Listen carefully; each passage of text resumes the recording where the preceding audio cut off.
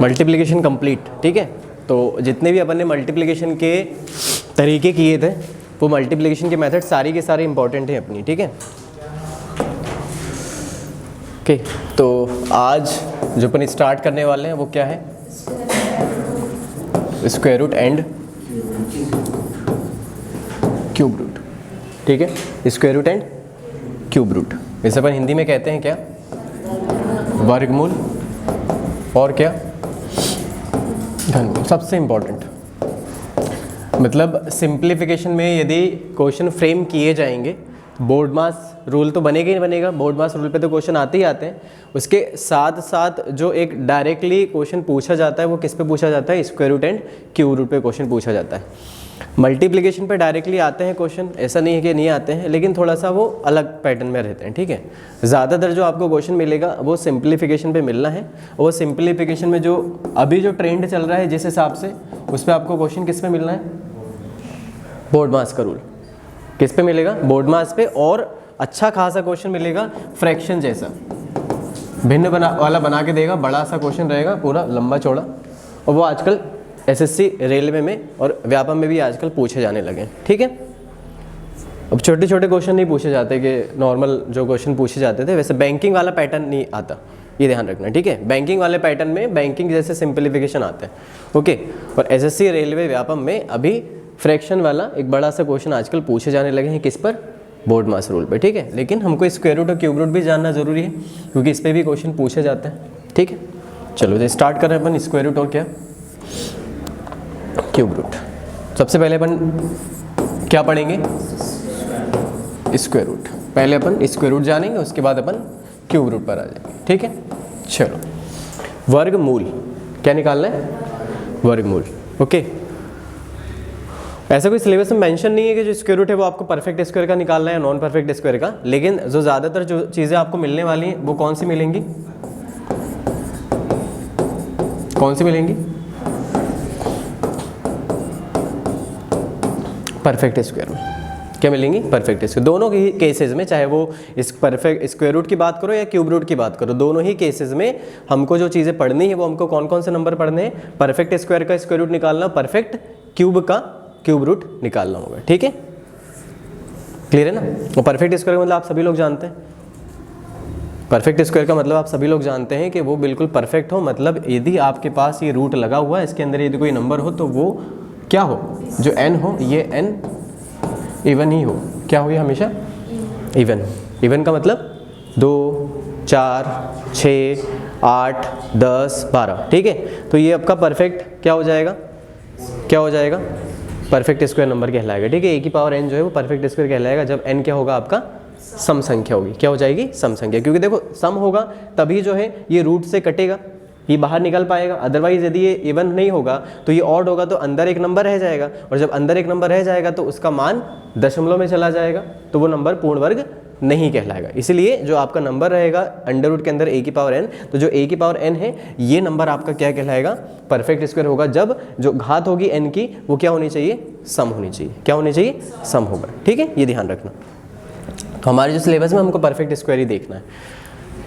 अब कभी कभी कुछ चीज़ें जैसे बैंकिंग का यदि कोई तैयारी कर रहा होगा तो बैंकिंग वाले स्टूडेंट को जो है वो अप्रॉक्सीमेशन भी पूछे जाते हैं। क्या पूछा जाता है, कभी यदि आप लोग दोगे, कभी यदि आपने कभी बैंकिंग का एग्जाम कभी दिया या कभी आपको ज़रूरत पड़ी तो वहाँ अप्रॉक्सीमेशन पूछा जाता है। क्या पूछा जाता है, अप्रॉक्सीमेशन पूछा जाएगा। तो अप्रॉक्सीमेशन का एक फॉर्मूला तो अलग होता है, लेकिन वहाँ पे जो करने का तरीका होगा वो आपको एक लगभग में आंसर लेना पड़ता है। क्या लेना पड़ता है आपको, लगभग में। जैसे फॉर एग्जाम्पल मैंने लिख दिया 624, क्या लिख दिया 624।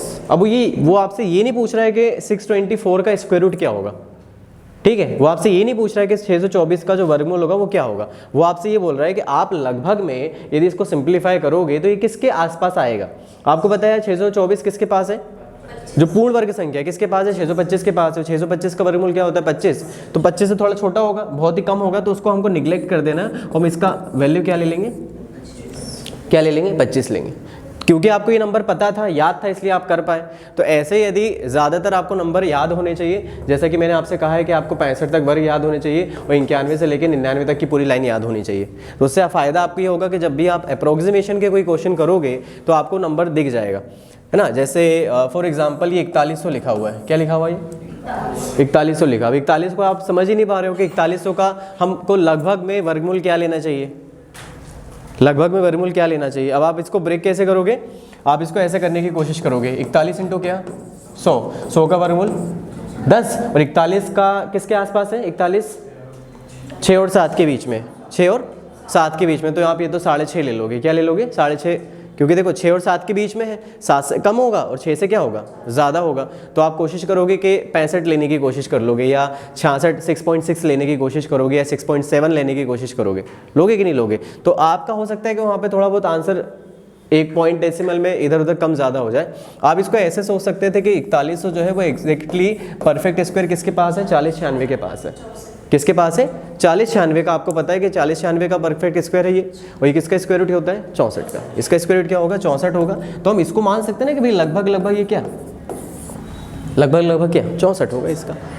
तो हमको आंसर मिल गया, आसपास मिला कि नहीं मिला। नहीं तो हम इसे 6.5 ले लेते, 6.6 ले लेते, मल्टीप्लिकेशन करते तो आप इसे 66 ले लेते, 67 ले लेते। इस प्रकार से आप वो एक नंबर भी यदि हो गया तो बहुत चेंज हो जाता है, क्योंकि मल्टीप्लिकेशन में बहुत इंपॉर्टेंट रोल प्ले होता है। आप 66 में 12 का गुणा करो और 64 में 12 का गुणा करो, बहुत अंतर हो जाएगा। होगा कि नहीं होगा, बात समझ आ रही कि नहीं आ रही। तो एक नंबर भी कम ज़्यादा करना वो डिपेंड करता है कि क्वेश्चन उस नंबर के आगे मल्टीप्लिकेशन है, डिवीजन है, या एडिशन है, या सब्ट्रैक्शन है, बहुत चेंजेस हो जाता है। ठीक है, तो हमको जो चीज़ें जो डिस्कस करनी है वो हम क्या डिस्कस करेंगे, perfect square. Non perfect square का यदि कभी आपको लगभग में यदि वर्गमूल निकालना पड़ा तो इसलिए आप स्क्वायर अच्छे से याद करके रखो, कम से कम 65 तक, और उसके बाद 91 से लेकर कहाँ तक की लाइन, 99 की लाइन। तो बहुत काम आपका आसान हो जाता है ना। ऐसे कुछ भी नहीं बोल दिया कि आप 65 तक ऐसे ही स्क्वायर याद कर लो, क्योंकि यूज़ होता है। आप स्क्वायर रूट कभी ना कभी निकालोगे, लगभग में निकालना ही पड़ेगा। लगभग में आपको दशमलव के 1 अंक तक 2 अंक तक निकालना ही पड़ता है, और यदि आप नंबर नहीं पहचान पा रहे हो तो आपका आंसर गलत हो सकता है, इसीलिए। ठीक है, तो हम क्या चीज़ें देखने वाले हैं, परफेक्ट स्क्वायर।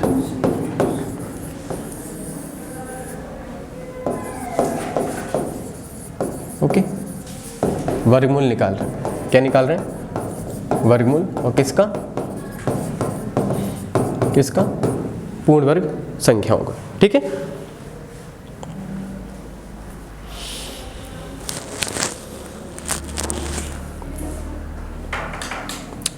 तरीका नंबर 1, मेथड नंबर 1, जो कि हमने बचपन से पढ़ा है, स्टार्टिंग से जब हमने 6th क्लास में पढ़ा होगा तो हमने वो मेथड पढ़ी है, जिसे अपन कहते हैं क्या, बताओ,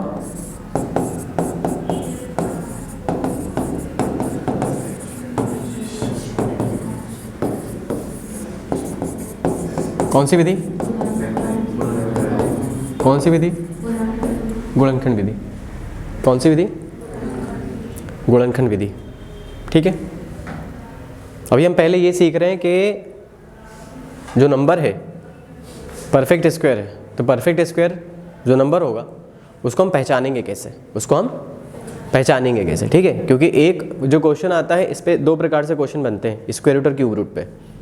पहला क्वेश्चन सिंप्लीफिकेशन पे बनेगा, आपको नंबर दे देगा ऐसे करके और बोलेगा स्क्वायर रूट बताओ, क्यूब रूट बताओ। एक तो ये क्वेश्चन हो गया आपका डायरेक्ट सिंप्लीफिकेशन में, और एक क्वेश्चन ऐसा आता है इसमें कि आपको A B C D 4 option दे देगा। क्या दे देगा, 4 ऑप्शन दे देगा, 4 नंबर आपको दे देगा, 5-5 अंकों की संख्या, 4-4 अंकों की संख्या। बोलेगा बताओ इनमें से कौन सी संख्या पूर्ण वर्ग है, कौन सी संख्या क्या है, पूर्ण वर्ग है, या कौन सी संख्या पूर्ण घन है, कौन सा नंबर परफेक्ट स्क्वायर है, कौन सा नंबर क्या है, परफेक्ट क्यूब है।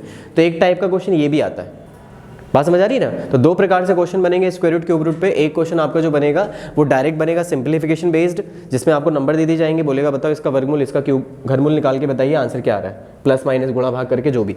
फिर एक क्वेश्चन ऐसा आएगा कि वो पूछता है कि बताओ ये 4 ऑप्शन दे दिया आपको, इनमें से कौन सी संख्या पूर्ण वर्ग है या कौन सी संख्या पूर्ण वर्ग नहीं है, या कौन सी संख्या पूर्ण घन है या कौन सी संख्या पूर्ण घन नहीं है। तो आपको पहचानना आना चाहिए कि जो पूर्ण वर्ग संख्या होती है हम उसको पहचानेंगे कैसे, किस तरीके से हम उस नंबर को पहचान सकते हैं कि वो संख्या पूर्ण वर्ग है या नहीं है। उसमें मेथड नंबर क्या है, 1। मेथड नंबर क्या है, 1। क्या है method number 1, factorisation method. Factorisation method जिसे अपन प्राइम फैक्टराइजेशन बोलते हैं। क्या बोलते हैं, अभाज्य गुणनखंड विधि, है ना, prime factorisation. Prime factorisation method पढ़ी ना सभी ने? पढ़ी कि नहीं पढ़ी? कोई आपको नंबर दे दिया जाता है, जैसे n आपको कोई नंबर दिया जाएगा, यहाँ पर कोई एक n नंबर दे दिया, अब उस नंबर के आप क्या करोगे? प्राइम फैक्टराइजेशन करोगे। क्या करोगे? प्राइम फैक्टराइजेशन कर दोगे। प्राइम फैक्टराइजेशन का मतलब है कि वो जो नंबर है वो प्राइम नंबर के पावर्स के फॉर्म में ब्रेक होगा। वो प्राइम नंबर कहाँ से स्टार्ट होता है? 2 से स्टार्ट होगा। 2, 3, 5, 7, 11, 13, ठीक है, 17। तो ऐसे नंबर्स की पावर के रूप में आपको नंबर को ब्रेक करना पड़ता है। तो वो नंबर आपका क्या कहलाएगा? प्राइम फैक्टराइजेशन मेथड कहलाती है। जैसे आपने उस नंबर को आपने ब्रेक कर लिया, a की पावर p, b की पावर q, c की पावर r, d की पावर s, और इस प्रकार से, जहाँ पर a, b, c, d कौन सी संख्या है? कौन सी संख्या? अभाज्य संख्या है, प्राइम नंबर्स है। कौन से नंबर है? प्राइम नंबर्स है, ठीक है, ध्यान रखना। और उनकी पावर्स के फॉर्म में आपने लिखा है p, q, r, s उनकी पावर है। तो यदि कोई संख्या है और यदि आप उसको पहचानना चाहते हैं कि वो संख्या क्या हो, पूर्ण वर्ग हो, तो आप उसकी पहली विधि ये कह रही है कि आप उसका क्या कर दीजिए? प्राइम फैक्टराइजेशन कर दीजिए। क्या कर दीजिए आप उसका? प्राइम फैक्टराइजेशन कर दीजिए। अभाज्य गुणनखंड निकालिए उसके, और अभाज्य गुणनखंड जब आप निकालेंगे तो जितनी भी घात होंगी उन अभाज्य गुणनखंड की, वो घात आपकी क्या होनी चाहिए? घात क्या होनी चाहिए? सम संख्या होनी चाहिए। क्या होनी चाहिए? सम संख्या होनी चाहिए, ठीक है। पहली जो तरीका है पहचानने का, वो पहचानने का तरीका ये है कि जब आपके पास कोई संख्या हो तो संख्या के क्या करो? अभाज्य गुणनखंड निकालो, और जो भी अभाज्य गुणनखंड निकालोगे उन अभाज्य गुणनखंडों की जो घात होनी चाहिए, जो उनकी पावर्स होंगी, जो उनके एक्सपोनेंट्स होंगे, वो हमेशा क्या होना चाहिए? सम संख्या होना चाहिए। क्या होना चाहिए? सम संख्या। तभी वो क्या होगा? पूर्ण वर्ग होगा। मैंने स्टार्टिंग में आपको बता दिया कि जैसे अंडर रूट के अंदर a की पावर क्या है? n, तो ये n जो होगा वो क्या होना चाहिए? क्या होगा? सम होगा। अब हो सकता है वो एक नंबर ना हो, हमने उसके बहुत सारे फैक्टर किए हैं, जैसे प्राइम फैक्टराइजेशन है। तो अब एक एग्जांपल दे रहा हूँ आपको, 2 की घात 4 है, 3 की घात 5 है और 5 की घात 3 है। क्या ये नंबर परफेक्ट स्क्वायर है? नहीं है। क्या ये नंबर पूर्ण वर्ग है? नहीं। देखो ये 2, 3, 5 है, प्राइम नंबर है, हाँ ठीक है। उनकी जो घातें हैं वो घातें क्या होनी चाहिए? सम होनी चाहिए। सम होने का मतलब है 2 से डिविजिबल हो वो नंबर। किससे डिविजिबल हो? 2 से। ये 2 से जा रहा है, ठीक है, इससे कोई दिक्कत नहीं है, तो बाहर आ जाएगा। लेकिन 3 की पावर 5 ये नहीं बाहर आ पाएगा, पूरा नहीं निकल के आ पाएगा। 3 की घात 4 तक तो बाहर निकल के आ जाएगा, लेकिन फिर एक 3 बच जाएगा रूट के अंदर। फिर ये 5 की घात कितनी है? 3। 5 की घात 2 तो बाहर निकल के आ जाएगा, लेकिन एक 5 बच जाएगा अंडर रूट के अंदर, वो परफेक्ट स्क्वायर नहीं होगा। तो हम अरे कहने का मतलब ये है कि जो भी आप प्राइम फैक्टराइजेशन करोगे तो उनके जो घातें होंगी उन प्राइम नंबर्स की, उन अभाज्य गुणनखंडों की, वो सब घातें क्या होनी चाहिए आपकी? क्या होनी चाहिए? सम संख्या होगी। तब जाके वो नंबर क्या होगा आपका? पूर्ण वर्ग हो पाएगा, अदरवाइज नहीं हो पाएगा। तो कभी कभी वो ऐसा क्वेश्चन भी फ्रेम कर सकता है, ऐसे क्वेश्चन भी बना के दे सकता है। एक ऑप्शन दिया ए, एक ऑप्शन दिया बी। 2 की घात 6, 3 की घात 8, 5 की घात 10। एक सी ऑप्शन दिया 2 की घात 12, 5 की घात 6 और 12 की घात 15। ठीक है। एक और ऑप्शन दे रहा हूँ, 2 की घात 20, 20 की घात 4 और 5 की घात 3। ठीक है। और उसने ऐसा करके बोला कि इनमें से 4 संख्याएं, इनमें से कौन कौन सी संख्याएं पूर्ण वर्ग हैं अथवा नहीं है। कुछ भी एक पूछेगा, या तो है या तो नहीं है पूछेगा। तो ऐसा क्वेश्चन फ्रेम किया जा सकता है। अब एक तरीका यहाँ पर देखो, डायरेक्टली वो क्वेश्चन दे सकता है कि जहाँ पर वो जो नंबर है वो कैसे नंबर हो? अभाज्य नंबर हो। अभाज्य संख्या देखो जरा, 2, 3, 5 है, ठीक है। अब देखो पावर ये 4 है, एक भी यदि ऑड हो गई तो वो नंबर पूर्ण वर्ग नहीं हो सकता। देखो ये सम है, ठीक है, लेकिन ये बाकी क्या हो गई? विषम हो गई। तो ये नंबर आपका क्या हो गया? पूर्ण वर्ग है क्या? नहीं। तो आप बोलोगे कि जो ए ऑप्शन है वो पूर्ण वर्ग नहीं। दूसरा बी ऑप्शन पे देखो जरा, 2 की घात कितना है? 6, ठीक है, इससे कोई दिक्कत नहीं। 3 की घात कितनी? 8, इससे भी कोई दिक्कत नहीं। लेकिन 5 की घात क्या है? 10, इससे भी कोई दिक्कत नहीं। मतलब ये जो संख्या है, ये कौन सी संख्या है आपकी? ये कौन सी संख्या है? पूर्ण वर्ग है। कौन सा ऑप्शन? B option. जो बी ऑप्शन है वो आपकी कौन सी संख्या है? पूर्ण वर्ग है। सी ऑप्शन पे आ जाते हैं। अब जरा ध्यान से देखना, सी और डी में उन्होंने क्या कर दिया? 2 की घात कितना दिया? 12, कोई दिक्कत नहीं इससे। 5 की घात 6, ये भी ठीक है क्योंकि सम घात है इसकी। 12 की घात कितनी हो गई? 12 की घात कितनी हो गई? 15 हो गई। 12 की घात क्या हो गई? 15 हो गई। और 12 जो है वो क्या है? कंपोजिट नंबर है। तो याद रखना कि कभी कभी वो जानबूझ के आपको नंबर ऐसा भी बना के दे सकता है जो कि क्या हो? प्राइम नंबर ना हो। तो आप उसको वैसे बदल लेना। आपको पता है कि हम 12 को क्या लिख सकते हैं भैया? 4 × 3 क्या लिख सकते हैं? 4 × 3, और 4 क्या होता है? 2 का स्क्वायर होता है। तो 2 का स्क्वायर इंटू क्या? 3, और पावर कितनी है? पावर कितनी है? 15। अब देख लो जरा, कहीं और 3 है क्या? और 3 तो नहीं है। अच्छा एक और 3 होता, उसकी घात यदि 5 होती, उसकी घात क्या होती 5 होती, तो 15 और 5 कितना हो जाता, 20 हो जाता, तो वो घात सम बन सकती थी। बात समझ आ रही कि नहीं आ रही है? तो 2 की घात 16 है और ये 15 दूनी 30 है, तो ये तो दोनों इवन ही रहेंगे। इवन है, कोई दिक्कत तो नहीं इससे, ठीक है। 5 की घात कितनी है 6, ये भी सम है। और 3 की घात कितनी आ रही है 15, और 3 की घात 15 मतलब क्या हो गया, विषम हो गया। 3 की घात 15 मतलब क्या हो गया, विषम हो गया। मतलब ये जो ऑप्शन है सी, ये पूर्ण वर्ग नहीं है। हाँ ऐसा भी हो सकता था कि वो 5 की बजाय 3 दे देता, क्या दे देता, 5 की बजाय क्या दे देता, 3 दे देता, जिसकी घात वो 5 दे देता, क्या दे देता 5। और जब आपने फिर इसको देखा भाई, यदि 3 की घात ये क्या होती 5 होती, फिर आपने देखा यार 2 की घात 12 ठीक है, 2 की घात 15 दूनी 30 ये भी ठीक है। अब यहाँ 3 की घात कितनी 5 और यहाँ 3 की घात कितनी 15, मिला के कितना हो गया, 3 की घात 20 हो गया, तो ये पूर्ण वर्ग हो गया। क्या हो गया, ये पूर्ण वर्ग हो गया। तो डायरेक्टली उस नंबर की घात को देख के सीधा अटैक नहीं कर सकते, ये देख लेना कि उस नंबर में जो नंबर आ रहे हैं वो और कौन कौन सी अभाज्य संख्या आ रही है, 2 है 3 है, क्या 3 और भी था आपके पास कहीं, उन पूरी की पावर ऐड करके चेक कर लेना कि वो सम आ रहा है या नहीं आ रहा है। बात समझ आ रही कि नहीं आ रही? तो ऐसी पॉसिबिलिटी बन सकती थी, ठीक है। चलो इस वाले ऑप्शन पे आ जाओ। 2 की घात 20 से कोई दिक्कत है नहीं है, कोई भी दिक्कत नहीं। 5 की घात 3 से दिक्कत हो गई, इसको देखने की जरूरत है क्या अभी? हाँ है अभी। क्यों? क्योंकि 20 लिखा हुआ है और 20 की घात कितनी है 4, और 20 किससे मिलके बना है 5 × 4 से, तो 5 की घात कितना हो गया 4, और 5 की घात कितना हो गया 3, और 4 और 3 मिला के कितना हो रहा है, अभी भी 7 हो रहा है, अभी भी ऑड हो रहा है, ऑड हो रहा है मतलब पूर्ण वर्ग नहीं। बात समझ आ रही ना? तो इसको हम डायरेक्टली नहीं कह सकते थे कि 5 की घात 3 है तो पूर्ण वर्ग नहीं होगा, लेकिन यहाँ 5 आ रहा था, तो 5 की घात यहाँ कितनी दे रहा है 4, और 4 और 3 मिला के कितना हो रहा है 7, यदि 8 हो जाता तो पूर्ण वर्ग बन जाता। तो इसलिए हम डायरेक्टली एक ही 5 की घात को देख के हम अटैक नहीं कर सकते। क्यों? क्योंकि आपको दिख रहा है कि एक और नंबर ऐसा है जो कि 5 के रूप में ब्रेक हो सकता है, और उसकी घात यदि वो मिला के सम बन गया तो वो पूर्ण वर्ग बन जाएगा। बनेगा कि नहीं बनेगा? ठीक है, तो ऐसे क्वेश्चन भी आ सकते हैं, हालांकि अभी तक नहीं पूछा गया लेकिन पूछा जा सकता है, ध्यान रखना। ठीक है, तो पहला तरीका कौन सा हो गया आपका?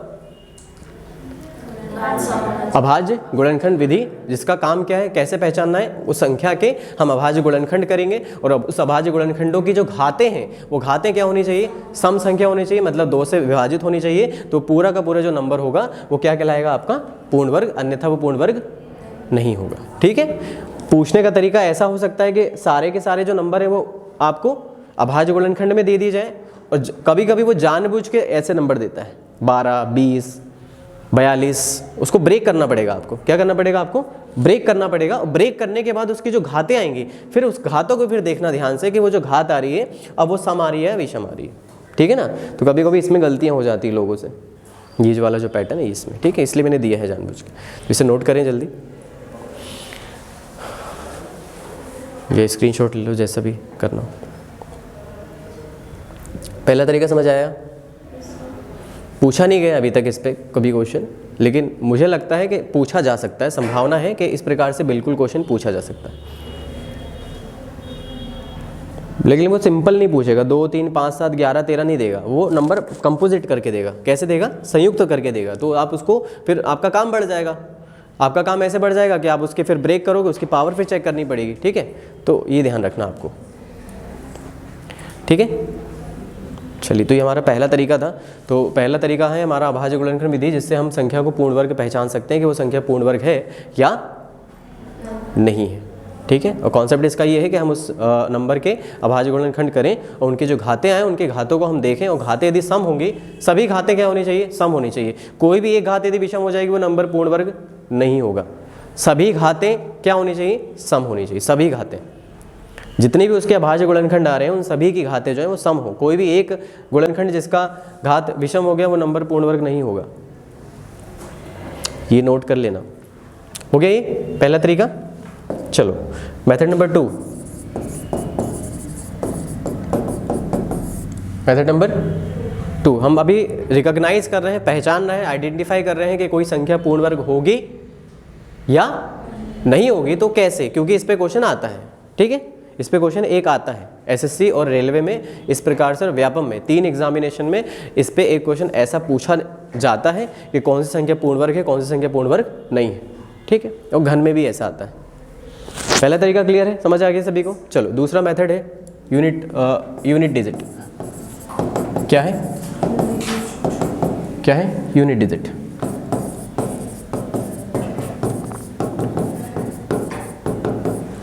यूनिट डिजिट, इकाई का अंक।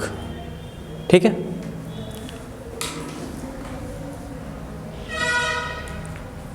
चलिए देखो नंबर आई होप सभी को याद होंगे, 15-20 तक तो याद है कि नहीं याद है? बस काम हो गया।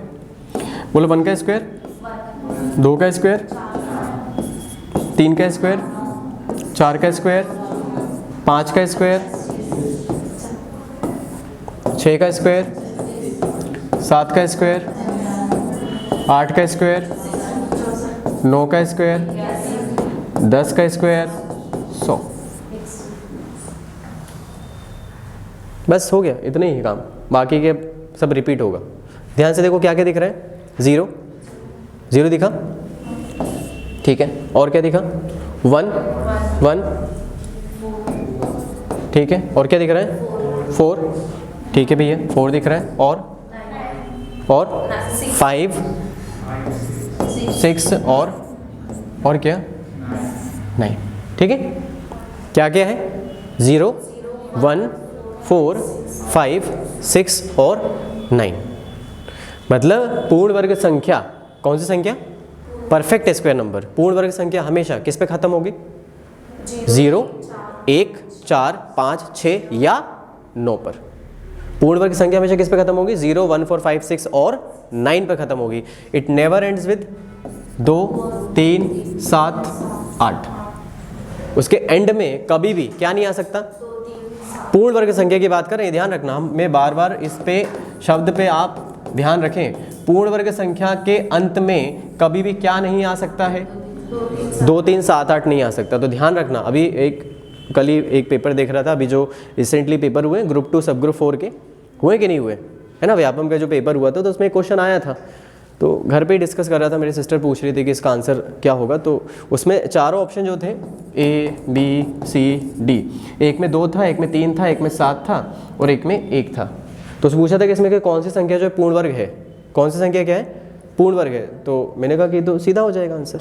बोलो सीधा होगा कि नहीं होगा, क्योंकि आपको दिख रहा है कि एंड में क्या आ रहा है, 2 3 एक साथ आ रहा है। अब 2 3 एक साथ में से भाई कौन सी संख्या पूर्ण वर्ग होगी, 2 तो हो नहीं सकती, 3 भी नहीं हो सकती, 7 भी नहीं हो सकती, एक ही ऑप्शन दिख रहा था, तो सीधा आंसर लगाना था, उनको कुछ चेक ही नहीं करना था। बात समझ आ गई कि नहीं आ गई? तो ऐसा क्वेश्चन पूछा जाता है, रिसेंटली अभी कल ही डिस्कस कर रहा था घर पे। तो इकाई का जो अंक है वो क्या होना चाहिए, 0 1 4 5 6 और 9 होगा। कभी भी क्या नहीं आ सकता, 2 3 7 8 कभी भी नहीं आ सकता, 2 3 7 8 कभी भी नहीं आ सकता। ये सिंपल है रूल। मेथड नंबर 2 यही है, मेथड नंबर 2 यही है। क्या पहचानना है, इकाई का अंक। इकाई का अंक आपको पता होना चाहिए 0 1 4 5 6 9 होगा। क्या होगा, 0 1 4 5 6 9 होगा। कभी भी 2 3 7 8 नहीं हो सकता, कभी भी 2 3 7 8 नहीं आएगा पूर्ण वर्ग संख्या के एंड में। चलिए ये मेथड नंबर 2 हो गया। मेथड नंबर 3,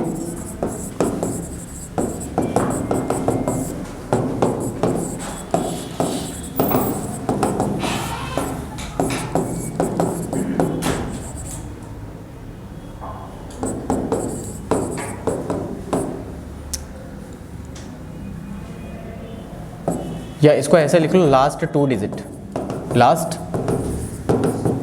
क्या 2 डिजिट है ना, 10th डिजिट हम बोल रहे हैं। मतलब अब देखो, अब ऐसा भी हो गया कि जो 4 ऑप्शन थे आपके पास, 4 ऑप्शन में 2 वाले 2 ऑप्शन थे, सॉरी 2 तो हो ही नहीं सकता, 4 वाले 2 ऑप्शन थे। 4 वाले कितने ऑप्शन थे, 2 ऑप्शन थे। 4 वाले कितने ऑप्शन थे, 2 ऑप्शन थे भाई। एक में 4 पे खत्म हो रहा है, दूसरा भी किस पे खत्म हो रहा है, 4 पे। बाकी के 2 ऑप्शन हटा दिया आपने, वो हट गए क्योंकि 3 या 7 था, उस पर कुछ भी था वो हट गए। अब यहाँ फिर कंफ्यूज हो जाओगे, भाई 4 भी आ गया, 4 आ गया, फिर अब कैसे पहचाने? तो हम किसको देख के पहचान रहे वाले, 10th डिजिट को। किसको, 10th डिजिट को। भाई ये तो पता चल गया कि इकाई के अंक पे 0 1 4 5 6 9 आएगा, इसके अलावा कुछ आ नहीं सकता। अब हम 10th प्लेस को देख के पहचान लेते हैं। तो 10th प्लेस देखो जरा ध्यान से, चलो 1 का स्क्वायर, 2 का, 3 का, ठीक है, 4 से ले रहा हूँ। कहाँ से ले रहा हूँ, 4 से। देखो 16 5 6 7 8 9 10 11 12 13 14 15 16 17 18 19 20 21 22 23 और 24। कहाँ तक, 24। कितना है, 576। और 25 का आप भी जानते हैं, 625। 625।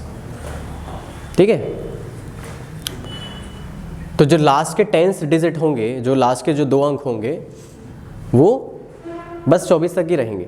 जो 24 तक के जो नंबर के एंड में आ रहा है लास्ट के 2 डिजिट वही रहते हैं और बाकी सब रिपीट होता चला जाता है। देखो जरा ध्यान से, 26 का स्क्वायर बताओ, 26 का 676, पर 24 का क्या होता है 576, लास्ट में 76, 26 में भी 676 ही आता है। आप 36 का भी निकालोगे, 28 का निकालोगे, 92 का निकालोगे, 83 का निकालोगे, 57 का निकालोगे, किसी का भी निकालोगे, लास्ट में जो 2 डिजिट आएंगे वो 1 से लेके 24 के जो बीच के नंबर के लास्ट में जो 2 अंक आते हैं वही नंबर होते हैं, उन्हीं के बीच में से होते हैं। 11 का स्क्वायर क्या होता है 121, 12 का 23 का 529, 27 का भी कितना होता है 27 का 529, 729, तो लास्ट में भी 29 आ रहा है। 23 का 529 था।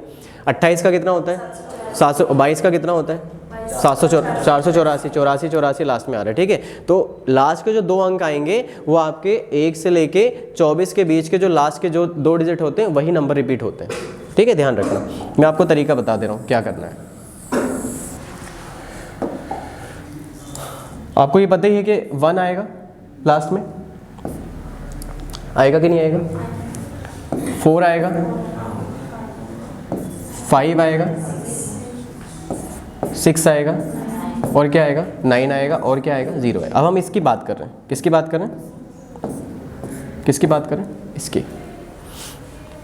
इसकी। ऐसे आप समझ जाओगे। 12 का स्क्वायर बताओ, 12 का स्क्वायर 144, 4 के पहले क्या आ रहा है 4 के पहले क्या आ रहा है 4 आ रहा है। 4 क्या है, सम है या विषम है, सम है या विषम है, सम। 11 का स्क्वायर क्या होता है 121, 121 मतलब 1 है, तो 1 से पहले क्या है 2 है, 2 क्या है सम है या विषम है, क्या है सम। 23 का स्क्वायर क्या है 529 मतलब 29 मतलब 9 के पहले क्या आ रहा है 2 आ रहा है। तो आपको एक चीज़ पता चल गई, मैं पैटर्न यहाँ पे इस प्रकार से बना दे रहा हूँ।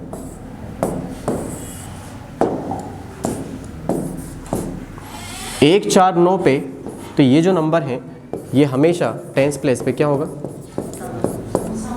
क्या होगा सम होगा। आपने देख लिया, नोटिस कर लो आप नंबर ऐसे कोई भी बोले, ऐसे नहीं कि सिर्फ उसी नंबर पे एंड हो रहा। आप कोई भी नंबर लोगे, यदि वो 1 4 9 पे खत्म हो रहा है तो उसके जो दहाई का अंक होगा वो दहाई का अंक क्या होगा, हमेशा क्या होगा, हमेशा सम होगा। जैसे 1 है तो 1 के पहले 2 होगा, 4 होगा, 6 होगा, ये 8 होगा। बात समझ आ रही ना, 2 4 6 8 ये होता है, और या तो 0 या तो 0 यही होगा। तो आपको ये पता चल गया, देखो 0 1 4 5 6 9 आता है, जिसमें से 149 के पहले क्या होगा, इवन होगा हमेशा। 149 के पहले क्या होगा, हमेशा इवन होगा, सम होगा। ठीक है, अब 6 में देखो जरा, 24 का स्क्वायर 576 मतलब 6 से पहले क्या आ रहा है 7 आ रहा है, मतलब 6 के पहले हमेशा नंबर जो रहेगा वो क्या रहेगा, ऑड रहेगा। क्लियर है। अब बचा 5 और फिर क्या बचा आपके पास 0। 5 है तो 5 के पहले हमेशा 2 आएगा, 5 के हमेशा पहले क्या आएगा 2 आएगा, इवन नहीं आएगा। इवन बोलना गलत हो जाएगा, क्यों, क्योंकि 4 5 पे ख़त्म नहीं हो सकता कभी नंबर।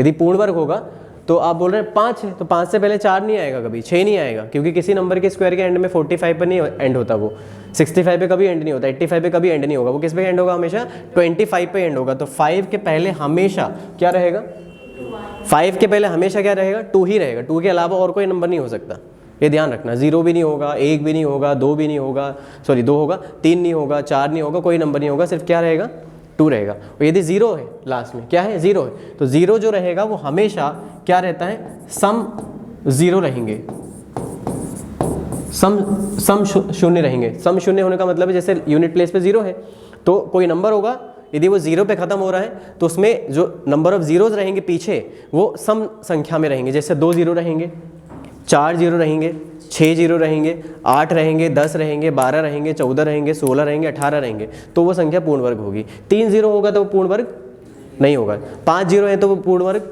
नहीं होगा। ठीक है, समझ आ गया। तो 149 के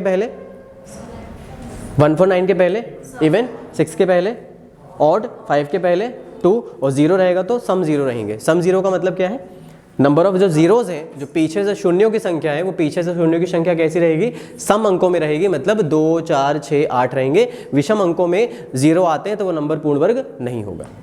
तो ये किसको हमने पहचान लिया, दहाई अंक। 149 के पहले विषम संख्या या सम संख्या। 149 के पहले क्या रहेगा, सम संख्या है, देख लो यहाँ पे 149 के पहले क्या है, सम संख्या, और 6 के पहले विषम संख्या, 5 के पहले 2, और 0 होगा तो हमेशा सम अंकों में शून्य रहेंगे, विषम अंकों में शून्य नहीं होंगे, पूर्ण वर्ग की बात की जाएगी तो। ठीक है, तो ये हो गया हमारा थर्ड मेथड। कौन सा 10th डिजिट। क्लियर है, लिख लिया। पैटर्न याद रखना, 149 के पहले इवन, 6 के पहले ऑड, 5 के पहले 2, 0 है तो सम 0।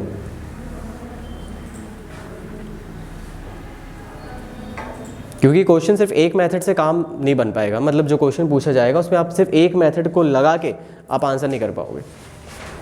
ठीक है, आपको सारी चीज़ें पता होनी चाहिए। ठीक है, तो ये मेथड नंबर क्या था, 3 था।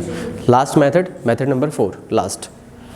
4 तरीके हैं, 4 तरीके में से हम 4 ही तरीके अप्लाई करते हैं हमेशा, पहला तरीका छोड़ के। बस कौन सा तरीका छोड़ के, पहला तरीका छोड़ के, क्योंकि पहला जो है प्राइम फैक्टराइजेशन हम किसी नंबर की नहीं कर पाते हैं। ज़्यादातर जो क्वेश्चन बनेगा उसमें हम उस नंबर के प्राइम फैक्टराइजेशन करने में कैपेबल बिल्कुल नहीं हो पाएंगे। 4 ऑप्शन रहेंगे और बड़े बड़े नंबर रहेंगे, 6-6 अंकों का, 5-5 अंकों का, उस हर एक नंबर का प्राइम फैक्टराइजेशन करना पॉसिबल होगा ही नहीं। तो इसलिए पहला मेथड छोड़ के दूसरा, तीसरा, चौथा हम लगाते हैं। ठीक है, ध्यान रखना। पहले मेथड का जो एडवांटेज है और जो पूछने का तरीका है मैं आपको बता चुका हूँ कि कैसे पूछा जा सकता है उस पर क्वेश्चन। ठीक है, चलिए method number 4, last. Method number क्या है, मेथड नंबर क्या है, 4। ठीक है, एडिशन सभी लोगों ने पढ़ा है, सब्ट्रैक्शन पढ़ा था। ठीक है, हमने वहाँ पर एक मेथड सीखी थी, नाम याद होगा, हमने एक वहाँ पे मेथड सीखी थी,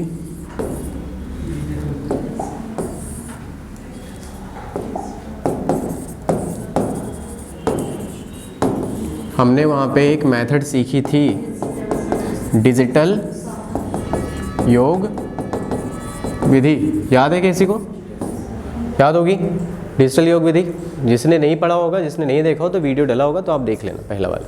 ठीक है, जहाँ पर हमने एडिशन सब्ट्रैक्शन पढ़ा था तो हमने वहाँ पर भी ऑप्शन एलिमिनेशन, जब हम मेथड डिस्कस कर रहे थे तो ऑप्शन एलिमिनेशन मेथड में हमने 2 चीज़ें देखी थी, एक यूनिट डिजिट, उसके साथ टेंस था, 100 था, सब था, और एक दूसरा था डिजिटल सम मेथड। ठीक है, जिसने नहीं देखा होगा तो वहाँ देख लेना। बेसिकली होता ही यहाँ पर ये है कि हम कोई संख्या यदि आपको दी जाती है तो उस संख्या का हम अंकों का योग करते हैं। क्या करते हैं, अंकों का योग करते हैं, और अंकों का योग हम किस में निकालते हैं, एक अंक में निकालते हैं। कितने अंकों में निकालते हैं, एक अंक में। जैसे नंबर लिखा है आपके पास 4096, क्या लिखा है, 4096 लिखा है, तो 4096 का आपसे बोला जाएगा डिजिटल सम बताओ। क्या बोला जाएगा, डिजिटल सम बताओ। यदि आपसे पूछूं कि बताओ 4096 का डिजिटल योग क्या होगा, है ना, तो आप क्या बोलोगे, उसके अंकों का योग करो। कब तक, जब तक उसका आंसर कितने अंकों में नहीं आ जाता, एक अंक में नहीं आ जाता। जैसे 4 + 9 13, 13 + 6 13 + 6 19। अब 19 आया है तो अब 19 में भी हम और जोड़ लेते हैं, 1 + 9 10, और 10 में भी 1 + 0 करेंगे तो कितना आ रहा है, 1 आ रहा है। तो इसमें याद रखना कि जब भी हम डिजिटल सम अप्लाई करते हैं कि 9 बराबर हम 0 ले लेते हैं। क्या ले लेते हैं, 9 बराबर 0। क्यों लेते हैं, क्या कारण था, उसका मैं कारण आपको दे चुका हूँ, यहाँ एक्सप्लेन नहीं कर पाऊंगा। ठीक है, तो 0, 9 हम बराबर लेते हैं, क्यों लेते हैं, उसका पीछे का कारण आप उस वीडियो में देख लीजिएगा। अब 9 आगे तो ऐसे ब्रेक कर करके आप पूरा कंपोजिट मत करना, आप इसे 9 मतलब क्या है, 0, 6 4 10, 10 मतलब 1। ठीक है, तो अंकों को तब तक जोड़ो जब तक आपका आंसर एक अंक में नहीं आ जाता, बस उसी को कहा जाता है क्या, डिजिटल सम कहा जाता है। तो अब हम बात कर रहे हैं किसकी, परफेक्ट स्क्वायर नंबर की। किसकी बात कर रहे हैं, परफेक्ट स्क्वायर नंबर का। अब परफेक्ट स्क्वायर नंबर का जो डिजिटल योग होता है वो क्या होता है, वो आप बताएंगे क्या क्या होते हैं। परफेक्ट स्क्वायर नंबर का जो डिजिटल सम होगा, क्योंकि भाई हम ये मेथड डिस्कस कर रहे हैं तो हमको ये बताना है कि जो डिजिटल सम होता है किसका, परफेक्ट स्क्वायर नंबर का, पूर्ण वर्ग संख्याओं का, वो क्या क्या होगा। एक एग्जाम्पल आप ऐसे मन में ले लो, जैसे 1 का स्क्वायर क्या होता है, 1 1 होगा, ठीक है, 1 तो हो गई। 2 का स्क्वायर क्या होता है, 4, तो 4 भी होगा, ठीक है। 3 का स्क्वायर क्या होता है, 9, मतलब 9 होगा। 4 का स्क्वायर क्या होता है, 4 का स्क्वायर क्या होता है, 16, 16 मतलब 6 और 1 7, तो भाई 7 भी होगा। 5 का स्क्वायर क्या होता है 25, 7 ले लिया। 6 का स्क्वायर क्या होता है 36, हमने ले लिया। 7 का स्क्वायर क्या होता है 49, 49 मतलब 4, हमने ले लिया। 8 का स्क्वायर क्या होता है 64, 64 मतलब 10, 10 मतलब 1, 1 मतलब हमने ले लिया। और 10 का स्क्वायर क्या होता है 100 होता है, 100 हमने मतलब 1 ले लिया। तो जो डिजिटल सम होता है परफेक्ट स्क्वायर नंबर का वो क्या होता है 1479, 1479। 7 सीक्वेंस में ऐसे लिख लो, ऐसे कोई इश्यू नहीं है। 14, देखो जरा आपने यहाँ पे निकाला कितना आया 1 आया ना। परफेक्ट स्क्वायर नंबर है कि नहीं 4096, जानते हो ना 4096 64 का स्क्वायर है ना। बस